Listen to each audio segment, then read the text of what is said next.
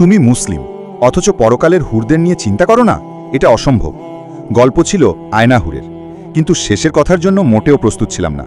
এক মাদ্রাসার হুজুর ক্লাসে তার ছাত্রদের জিহাদের মর্ম আর জোশ বোঝানোর জন্য বয়ান করছিল। বয়ানে হুজুর শাম দেশের এক যুবকের কথা বলতেছিল, যে নাকি আল্লাহ রাস্তায় জিহাদে বের হইছে। 16-17 বছরের সেই যুবক জিহাদে যাওয়ার পর একটু তন্দ্রা আসতেই বলা শুরু করলো, আমি আয়নায় মার্জিয়ার কাছে যেতে চাই। তারপর তাকে এক বুজুর্গের কাছে নিয়ে যাওয়া হলো। তখন সেই যুবক তার স্বপ্নের কাহিনী বলা শুরু করলো। এক ব্যক্তি এসে তাকে বলল, চলো তোমাকে আয়নার কাছে নিয়ে যাব।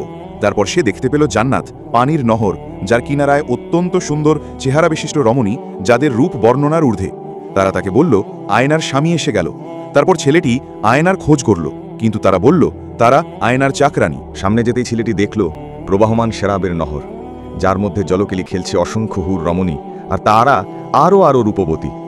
কিন্তু এই রমণীরাও বলল, আমরা আয়নার চাকরানী। আরও সামনে গিয়ে ছেলেটি দেখতে পেল প্রবাহমান মধুর নহর, তার কিনারের রমণীগণ আরও মারাত্মক, এক একটা অগ্নিস্ফুলিঙ্গ আর সেক্স বোম। কিন্তু তারা বলল, আমরা আয়নাহুরের খাদেমা। তারপর এই 4 নহর পেরিয়ে পাওয়া গেল সাদা মুক্তার সুন্দর এক টাবু। তার দরজায় সবুজ পোশাক পরিহিত এক অপূর্ব সুন্দরী রমণী বলল, আয়না, তোমার সুসংবাদ, তোমার স্বামী এসে গেছে।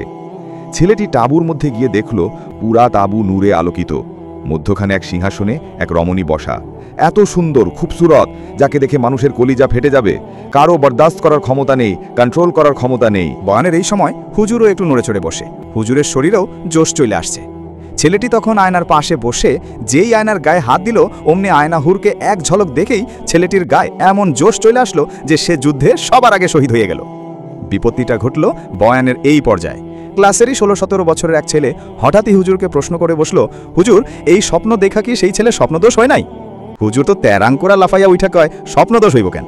ছাত্রটি বলল, না মানে হুজুর, আমি এরকম স্বপ্ন দেখলে আমার তো সব ভিজে যায়, আর এরকম নাপাক শরীরে যুদ্ধে গিয়ে শহীদ হলে তো আমও যাবে, সালাও যাবে। তাই যদি ব্যাপারটা একটু ক্লিয়ার করতেন। বাকিটা ইতিহাস।